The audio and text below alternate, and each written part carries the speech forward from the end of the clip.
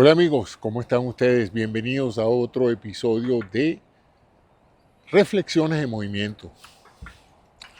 Hoy, en una bella tarde del 25 de marzo del 2026, imagínense, yo iba a decir mil algo, se me cayó la cédula, del 2026. Bueno, esta mañana me levantó una llamada de mi hermano para decirme que había visto un video muy bueno sobre qué no hacer después de los 60 años. Según me contaba él, bueno, él también ya tiene más de 60 años como yo, y según me cuenta él, pues una de las recomendaciones del video era no preocuparse por cosas que uno no puede modificar, pero preocuparse por las cosas que uno sí puede cambiar, pero tratar de discernir rápidamente qué es lo que uno no puede cambiar y no prestarle mucha atención a eso. Eso como una fórmula de mejorar la calidad de vida, de no andar angustiado, de no andar ansioso todo el tiempo, ¿no? Me quedé reflexionando sobre eso y dije, bueno, pero eso no hay que hacerlo a los 60 años, eso hay que enseñárselo a los jóvenes a medida que entran en la pubertad. Los padres o los amigos o lo que sea deberían decirle a otro, mira, no te preocupes por cosas que tú no puedes controlar. Esa es la base del estoicismo, ¿no? Una actitud estoica es eso, una gente que no se inmuta ante cosas que de todos modos tiene que aceptar como vienen porque no puede hacer nada al respecto, ¿no? Entonces me preguntaba por qué nosotros nos cuesta tanto hacer eso. ¿Qué atenta contra el hecho de que nosotros podamos adoptar eso como una fórmula de vida? Hay gente que lo logra, hay gente que es realmente impermeable a la angustia de preocuparse por otras cosas. Pero la inmensa mayoría de la gente padece de esa enfermedad que se llama la ansiedad existencial, que tiene varias variantes. Como es un fenómeno tan universal y ahora se ha hecho más severo el problema de estar angustiado, ansioso, nervioso, preocupado por el hecho de que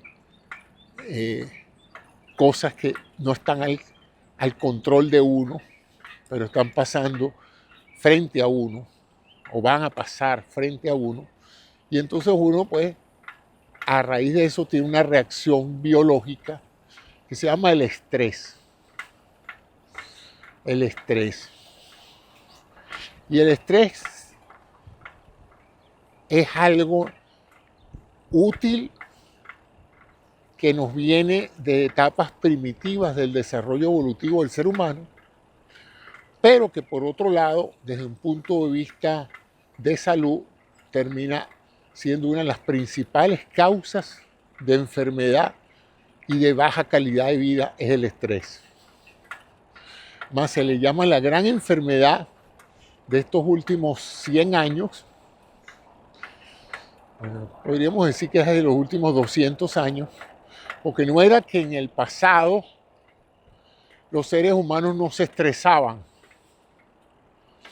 ¿verdad? Pero ciertamente ahora es que se ven más enfermedades cardiovasculares directamente relacionadas con el estrés, se ven una cantidad de enfermedades neurodegenerativas, se ven una extraordinaria incidencia de enfermedades desconocidas de su mecanismo, enfermedades autoinmunes, y todo apunta a un común denominador, un estrés marcado por niveles de hormonas como el cortisol, la adrenalina, ¿verdad? El deterioro de la dieta y de la actividad física. Y bueno, esa es, digamos, el elemento central de muchas enfermedades, ¿no? Además de las contribuciones que el mismo hombre hace con sus hábitos de alimentación, de vicios como el cigarrillo, las drogas, el alcohol, todo eso contribuye, pues, indudablemente a complicar la situación que el estrés de base genera, ¿no? Entonces me puse a reflexionar sobre eso. ¿Por qué andamos y vivimos estresados? ¿Y quién es el responsable de que nosotros no podamos controlar ese estrés? Y me puse a revisar un poco en mi memoria y en algunas lecturas que he hecho a raíz de ese comentario de mi hermano esta mañana. Y la culpa de todo eso la tiene uno de los principales instintos y recursos que nos han permitido llegar como especie a la posición que tenemos hoy. Los seres humanos tenemos un instinto de supervivencia sumamente desarrollado, mucho más que muchos animales. Los biólogos evolutivos, los que tratan de establecer cómo es que llegamos a ser como somos a raíz del proceso de selección natural, apuntan al hecho de que en algún momento, cuando el ser humano tiene conciencia de sí mismo y su cerebro evoluciona a tener una de las más grandes virtudes de esta especie, que es la capacidad de usar el cerebro para imaginar cosas que no han pasado, ¿verdad? Que es lo que nos ha hecho controlar a todo el resto de la naturaleza. Somos el predador más sofisticado precisamente porque podemos planear con mucha anticipación cómo cazar a otro animal. Podemos ver escenarios, podemos inventar armas imaginándolas primero y fabricándolas después. Podemos incluso hacer experimentos científicos en la mente. Imagínense lo que es eso, ¿no? Einstein era un físico teórico. Significa que todos sus experimentos, toda su capacidad genial se desarrollaba en su mente. Eso ningún otro animal que sepamos tiene esa capacidad de usar su cerebro para crear escenarios de cosas que no existen. Un productor de televisión, de cine, ve la película antes de hacer la película, ya la tiene en su mente. Ningún otro animal tiene esa capacidad. Pero en una época, y vámonos a la pradera africana, a esa pradera hace más de 100.000 años para el Homo sapiens y más de 2 millones para el género Homo, estos ancestros de nosotros eran animales sumamente frágiles. Y sumamente frágiles porque no corríamos como otros animales, no trepábamos como otros animales, no teníamos alas para volar como otros animales. De tal manera de que nosotros éramos presa fácil de cualquier otro predador que entrara en contacto con nosotros. Estoy seguro que todos los predadores que entraban y veían un humano en esa época decían vamos a comernos ese humano, y el humano no tenía chance. No había forma de defenderse. Si te ponías a correr, no, era muy poco probable que corrieras más rápido que un tigre. Y luego lo mismo si te trepabas en un árbol, etc. Entonces, la única defensa que teníamos era la defensa que tienen muchas especies de animales, que es la defensa de la manada. Solo estamos muertos, pero juntos tenemos más probabilidades de que algunos sobrevivan. Algunos se lo comen, pero muchos otros pues van a sobrevivir la agresión de un predador, porque el predador no se puede comer a toda la manada. Se comerá uno o dos individuos y los demás salen corriendo y sobreviven y se apoyan mutuamente. Entonces, si tú eres una especie que eres el alimento de otra y no eres muy hábil para defenderte, y al principio tampoco era que cazábamos, porque no sabíamos cazar, simplemente vivíamos de la carroña que otros predadores dejaban cuando se comían sus animales. Ellos dejaban los restos ahí para que nosotros los humanos comiéramos de eso. Y fue luego cuando se desarrolló mejor nuestro cerebro y cuando empezamos a trabajar en equipo, que el ser humano empezó realmente a poder alimentarse con el producto de las cacerías y ya de la inteligencia, pues la pesca, el cultivo, etcétera, ¿no? Pero mientras tanto vivíamos de las sobras que nos dejaban otros animales. En ese proceso evolutivo del cerebro se desarrolló un grupo de neuronas en un centro cerebral que se llama la amígdala. Esas neuronas reciben señales de todas partes de los órganos del sensorio: la audición, la visión, el tacto, la presión, el olfato, el gusto.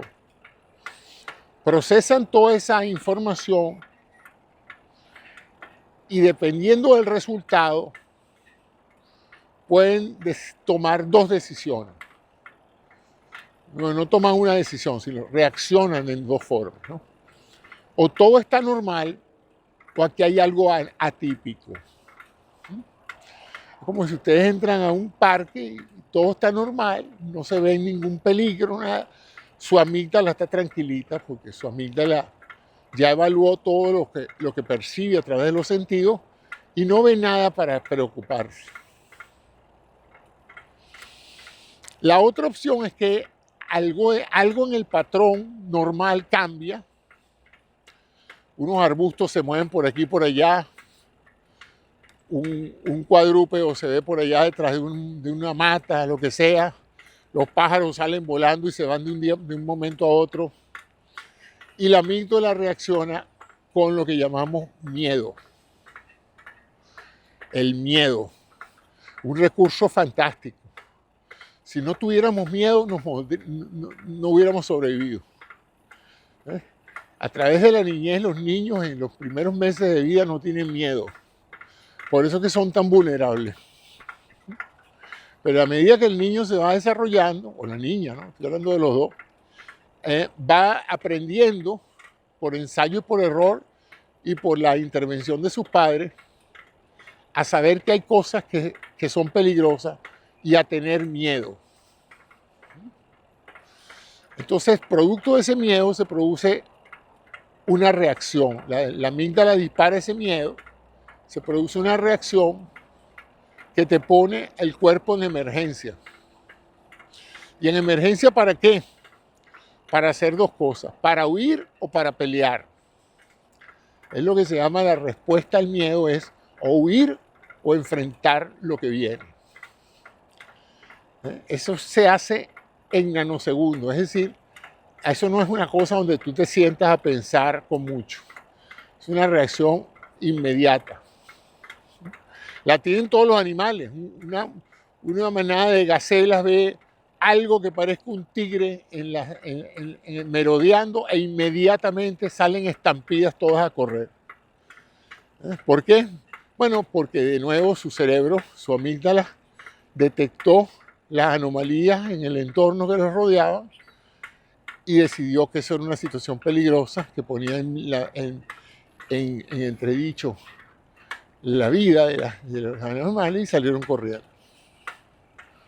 Producto de esa respuesta, nosotros los seres humanos también desarrollamos esa capacidad. Para salir corriendo hay que preparar el cuerpo para correr.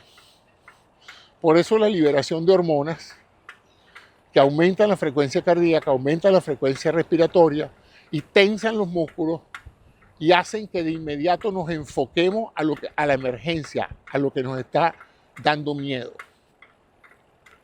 Hasta ahí nos parecemos a todos los animales similares en la estructura de nuestro orden jerárquico. Pero seguimos evolucionando en nuestra inteligencia, en la capacidad de nuestro cerebro. Y empezó a pasar una cosa, que nos transformamos en una máquina de predicciones. ¿Y qué es una predicción? Es estimar que algo va a pasar cuando no ha pasado. En otras palabras, los venados salen corriendo cuando ven un tigre. Si no ven un tigre, ellos no pasan el día comiendo hierbas preocupados por un tigre. aparentemente no tienen esa capacidad de pasar el día estresados porque va a pasar algo peligroso. Ellos simplemente tienen sensores, tienen mecanismos de defensa y aceptan tranquilamente que si no pudieron defenderse, pues se los comen y listo, ya está. Pues. O sea que no hay mucho tampoco de memoria. Es posible que viendo compañeros de manada que les ha pasado ciertas cosas, los animales desarrollen hábitos, ¿verdad? Lo que se llama instintos. Muy común uno entrena a los perros para que si pasa una cosa, si se les da una comida, uno refuerza el comportamiento de esos animales y pareciera como que ellos tienen memoria, pero en realidad lo que estás es reforzando un instinto y ellos pues recuerdan, si es posible pensarlo de esa manera, y reaccionan de la misma manera. Así se domestican los animales. El asunto entonces es que los seres humanos empezamos a desarrollar la imaginación, que nos ha servido para dominarla a todo el mundo. No solamente la dominación, sino el lenguaje. Un lenguaje cada vez más sofisticado para relacionarlos con la manada. Porque estar en la manada es la vida, es la seguridad. Salirnos de la manada es exponernos demasiado. Y una de las primeras cosas que se desarrollaron alrededor de las manadas de animales humanos fueron las reglas de la manada. Las otras manadas animales también tienen reglas, pero las de los humanos las escribieron, ¿verdad? Y en cierta forma, las reglas deben ser cumplidas, y si no son cumplidas, pues eres excluido de la manada. Me acuerdo de la película El Rey León, con el Mustafa, que parece que lo sacaron de la manada por mala gente. Bueno, así pasa también en ciertos órdenes animales y los seres humanos tenemos manadas sumamente organizadas, sumamente legisladas, de manera pues que hay la necesidad de que si tú perteneces a una, cumplas con las normas de la manada. Y muchas de esas normas tienen que ver con 3 prerequisitos. El primero, tienes la responsabilidad de defender la manada, de protegerla. Si tú eres miembro de una manada, se espera que tú tengas lealtad a la manada y la defiendas. Y la primera de esos requisitos de defender la manada es estar enterado de qué pasa en la manada. ¿Qué pasa? O sea, tú no puedes formar parte de una comunidad si tú no sabes lo que pasa en esa comunidad. Si tú eres un venado y estás metido en una manada de venados, tú sabes que tú tienes una ley, una regla, ¿no? Y es que si tú ves algo peligroso, tú no solo tienes que salir corriendo, sino tú tienes que advertirle a los otros venados de alguna manera que hay un tigre en la periferia, ¿no? Ese es tu compromiso. Incluso si tú no pudieras escapar, si fuera inevitable que el tigre te comiera, tu último sacrificio como miembro de la manada, antes de morir, sería advertirle a la manada que hay un peligro.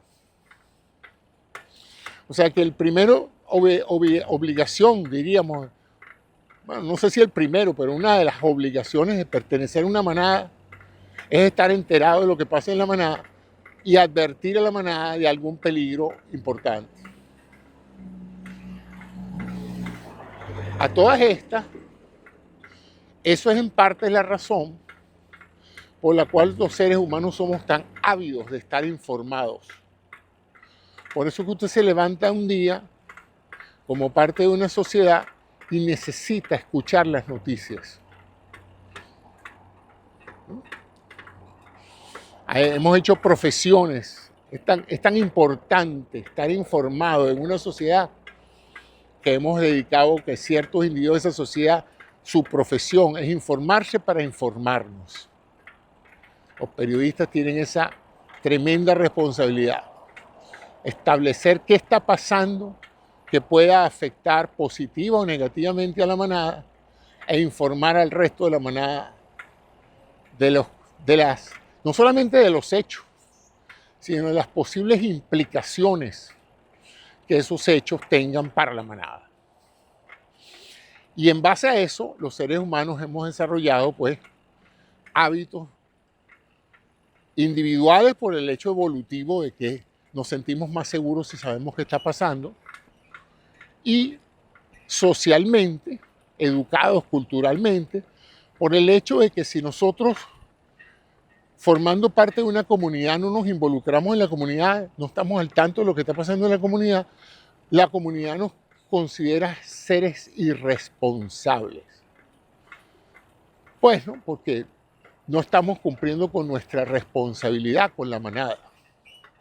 ¿Y cuál es la responsabilidad con la manada? Bueno, mínimamente estar informado. Secundariamente, si sientes que alguna información de esa beneficia a la manada, tienes que comunicarla. No te puedes quedar con eso, porque estás afectando la seguridad de todo el resto del grupo. Entonces, fíjense cómo eso se ha desarrollado a través de miles de años y nos ha hecho los animales que somos hoy, ¿no? Animales inteligentes, dotados de procesos educativos que nos han informado. Fíjense todo lo que nos han informado ahora con el desarrollo de las sociedades y del lenguaje. No solamente nos estamos informando de lo que pasa en este momento, tenemos recursos para informarnos de lo que pasó en el pasado. O sea, podemos ver la historia de Egipto, la historia del Imperio Romano. Todo eso son cosas donde nosotros ahora empezamos a ver patrones y a identificar informaciones que afectaron a otras generaciones de humanos. ¿Y para qué nos enseña la sociedad eso? ¿Para qué nos educa la sociedad en ese sentido? Bueno, para reducir el riesgo, para que las cosas no vuelvan a pasar, para que las cosas que pasaron no vuelvan a pasar, y para protegernos, ¿no? Cuando se educa a los jóvenes de hoy sobre las atrocidades del fascismo alemán y del nazismo, eso se hace para hacer que estas personas puedan identificar en el futuro condiciones semejantes y puedan actuar más tempranamente que sus padres y puedan evitar que esas tragedias vuelvan a ocurrir. ¿Verdad? Entonces, el problema viene porque nosotros tenemos ese cerebro que le encanta desarrollar esto en forma de historias. Es decir, nosotros aprendemos escuchando historias. El ser humano, todo lo que aprende en su casa, en su escuela, en sus relaciones interpersonales, se hace a través del lenguaje, hablado o escrito, pero es una historia. Y con la evolución en los últimos siglos, cada vez tenemos más información. Imagínense por un momento hace 400, 500 años, donde la mayoría de la gente no tenían capacidad de leer un libro. Eran muy pocos los informados de lo que había pasado antes y muy pocos los informados de lo que estaba pasando en áreas remotas. Sus principales formas de información era la palabra hablada, lo que le contaban sus vecinos y sus familiares, ¿no? La tradición de la historia hablada. Todo lo que tú sabías de lo que pasó y de lo que pudiera estar pasando en ese momento dependía de con cuánta gente tú hablaras, ¿no? Y de qué tan informados estuvieran esas personas. Yo creo que una de las razones por las cuales los seres humanos empezaron a agruparse en ciudades fue por eso. Porque vivir solo, alejado de la ciudad, te alejaba de la información hablada. Y al día menos pensado, en tu finca que estaba a 2 horas caminando de la ciudad, te llegaba un ejército y te aplastaba y te mataba a toda tu familia. Y tú no te explicabas cómo eso ha podido haber pasado. Bueno, muy sencillo, no te habían informado. Si hubieras estado en la ciudad, había mayor probabilidad de que alguien te contara que venía un ejército terrible y que tenías que tomar acción para evitar que te hicieran daño. Pero definitivamente que el estar lejos de otros seres humanos reducía tu capacidad de información. ¿Qué le pasa al cuerpo cuando por miedo la amígdala se dispara y el cuerpo entra en emergencia para reaccionar ante un peligro? Se descarga esa hormona sumamente estresante que es el cortisol y la adrenalina, y eso está hecho para actuar rápidamente, para interferir todos los procesos que hasta ese momento se estén desarrollando. Si tú estás haciendo la digestión en ese momento, que hay un sistema parasimpático que se encarga de permitir que la digestión sea lo más efectiva posible. Si tú te quedas comiéndote ese pedazo de carne mientras viene el tigre, tú vas a hacer la comida del tigre. Entonces se lanza esos neurotransmisores y esas hormonas, el cortisol, la adrenalina y todos los impulsos eléctricos que salen disparados hacia la periferia, y usted pierde el apetito, suelta lo que está haciendo y arranca a correr. O agarra el cuchillo y se prepara para luchar contra la bestia. Lo importante es que ya la digestión y el placer de lo que usted se estaba comiendo ha pasado a un segundo lugar. La sangre se ha ido de sus vísceras hacia sus músculos, porque es necesaria que sus músculos tengan más sangre. Y en ese momento usted responde. El problema es que usted no puede vivir toda la vida bajo los efectos de esa hormona, porque el desgaste sería eterno. Usted no puede vivir toda la vida con taquicardia, con frecuencias cardíacas de 120, 140, ¿verdad? Con frecuencias respiratorias de 40 por minuto, ¿verdad? Y con la glicemia alta. O sea, sería terrible. Entonces, ¿qué pasa? Que la evolución dice, yo preparo a este señor para que reaccione, pero una vez que reaccione, o se lo comió el tigre, o ya está fuera de peligro. Y si está fuera de peligro, llegó la hora de volver al estado basal, a que todas esas hormonas y todo ese estado de estrés se reduzca para que la persona pueda crecer, pueda pensar, pueda tener embarazada, pueda tener hijos, pueda reaccionar ante una enfermedad. En otras palabras, necesitamos esa energía que se acaba de gastar en correr para huir de un peligro, la necesitamos para otras funciones biológicas importantes. La inmunología, el desarrollo óseo, el mismo desarrollo cerebral. En otras palabras, necesitamos que la persona esté reposada, que pueda dormir 8 horas tranquilo. Si la persona no puede dormir tranquilo, está perdiendo la fase más importante del desarrollo cerebral y físico, que es la recuperación que da el sueño. El sueño, en casi todos los animales que duermen, está basado en un reposo que toma un sistema biológico para rehacerse de nuevo endocrinamente y bioquímicamente, ¿no? Es la hora de reponer todos los reservorios de sustancias químicas que se gastaron durante el día. En el cerebro es la hora de fijar las memorias de lo que ha pasado, y para fijar la memoria de lo que ha pasado durante el día, el cerebro necesita que tú te duermas para que nuevas memorias no saturen los circuitos, etc. Es interesante, en los sistemas de computación también a cierta hora hay que parar la computadora o descontinuar el servicio para hacer la limpieza de los discos duros y botar todos aquellos trazos de restos de archivos que no se usaron pero ya no se necesitan, y es lo que llaman el house cleaning, la limpieza de casa. Por eso que ustedes verán que a veces ciertos servicios entre la 1 de la mañana y las 4 de la mañana no están disponibles. Bueno, porque el que administra esos servidores está aprovechando el hecho de que casi nadie está utilizando en ese momento los sistemas para limpiarlo y ponerlo a tono para la carga del día siguiente. Igualito hace el servicio. Por eso es que es tan importante el sueño recuperador, el profundo y el ligero, y el sueño REM y el no REM, son muy importantes. Pero usted no puede dormir si usted está en peligro. Tarde o temprano, el cuerpo va a ceder y usted se va a dormir y se lo va a comer el tigre. Pero inicialmente a usted le va a costar dormirse porque usted está muy preocupado.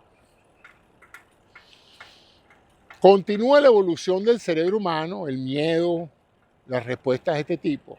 Y fíjense que hay una correlación, yo diría que casi lineal, entre el nivel de miedo y preocupación que usted tiene y la cantidad de información que recibe. ¿Por qué?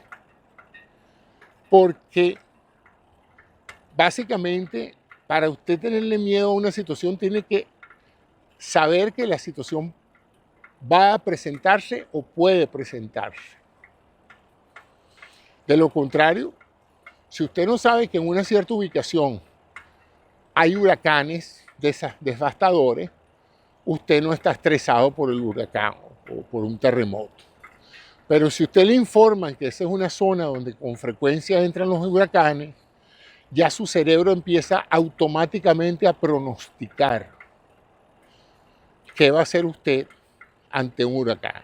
Todavía no ha llegado, todavía no se ha anunciado, todavía no hay rastros de que el huracán vaya a venir este año. Pero usted inconscientemente, y no por falla de usted, sino por simplemente condicionamiento social y evolutivo, usted se plantea, bueno, si anuncian que viene un huracán, ¿para dónde cojo, no? Me voy en avión, me voy en carro, hago reservaciones en hoteles, me compro una casa en otra parte, me quedo aquí, hago una casa más sólida, hago un techo más fuerte, pongo unos vidrios antihuracanes, o sea, ¿qué hago, pues? Y fíjense que usted está haciendo eso, reaccionando ante eso, solo después que le informan que hay huracanes en esa zona. Antes de eso no hay razones específicas para eso.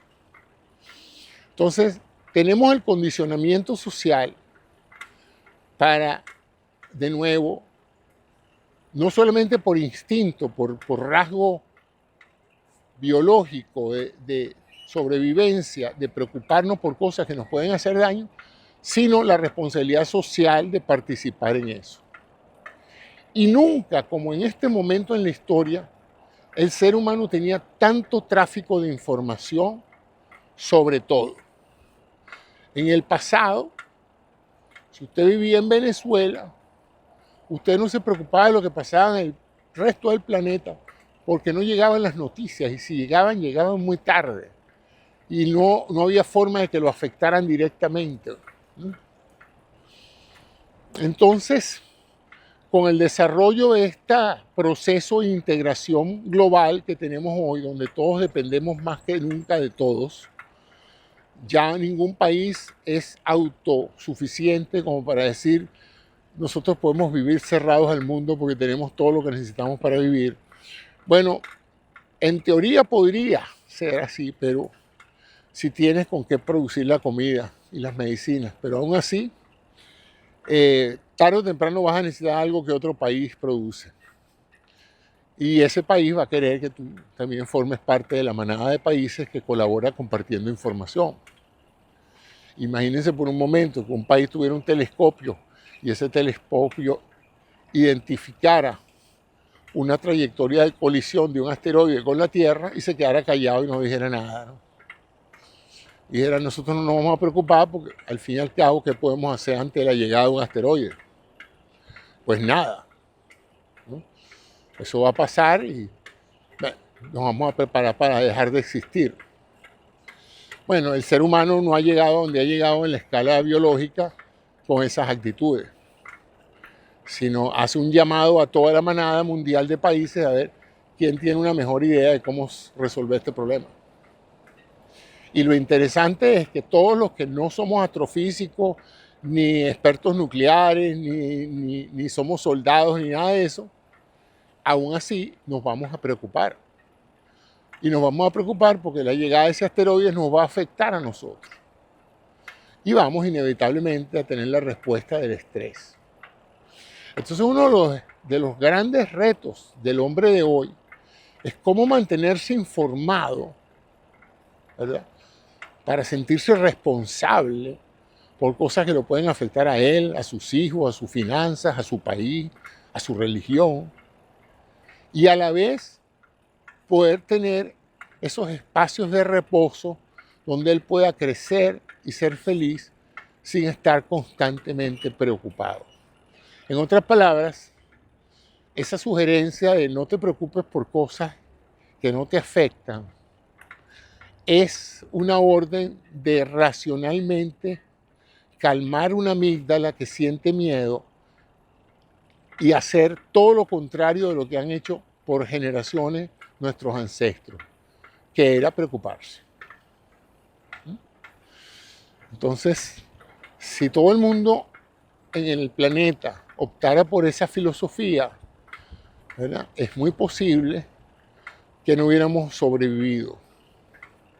Y hemos sobrevivido porque algunos seres humanos se han preocupado por un problema, lo han imaginado, han hecho predicciones de que eso puede pasar y han tomado acciones de alarma para meternos miedo. ¿Por qué tienen que meternos miedo? Porque ellos tienen miedo. ¿Y por qué no nos meten a nosotros? Bueno, porque es su deber en una comunidad de habitantes compartir la información que pone en peligro a los habitantes. Un ejemplo, pero asombroso de eso, es el cambio ambiental. La gente que sabe de eso, los científicos, los climatólogos, los geólogos, los expertos en icebergs, en capas de hielo, los meteorólogos, toda esa gente que ha hecho de su profesión conocer eso, los vulcanólogos, etc. La gente que trabaja, los geólogos, toda esa gente, todos esos geólogos, tienen una responsabilidad: monitorizar el ambiente y informarnos con anticipación de cosas que nos puedan hacer daño. Un astrofísico tiene que estar todo el tiempo pendiente de esos telescopios para avisarnos si hay algo que se puede hacer en relación a fenómenos cósmicos que puedan en un momento dado, bueno, acabar extinguirnos, ¿no? Porque incluso aunque no se pueda hacer nada, sería apropiado que la especie humana pudiera por lo menos saber que va a ser extinguida y tomar algunas decisiones individuales o colectivas que pudieran hacer menos penosa esa extinción para todos, ¿no? O sea que aún sabiendo que nos quedan 6 meses, bueno, yo quiero que me avisen con tiempo, porque yo quiero mejor utilizar esos 6 meses que estar trabajando como un asno en el trabajo que tengo ahorita, ¿no? Entonces fíjense ustedes cómo, entonces hasta eso, hasta el eventual destino, es necesario saberlo, ¿no? Y no podemos ir contra eso, porque ese es nuestro instinto de supervivencia, y está inconscientemente metido dentro del cerebro. Pasar varios días aislado requiere una gran capacidad de concentración. Yo a veces me pregunto cómo habrán hecho esos monjes budistas o esas personas que hacen meditación o que hacen esos aislamientos donde pasan semanas, meses y cuidado si hasta años, completamente alejados de lo que pasa alrededor de ellos, orando todo el día.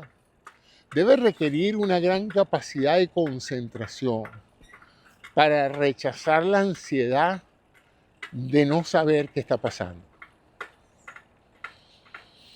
O sea que con esto no les estoy diciendo que no se pueda hacer ese fenómeno de no estar pendiente de las cosas y concentrarnos en las cosas que podemos hacer.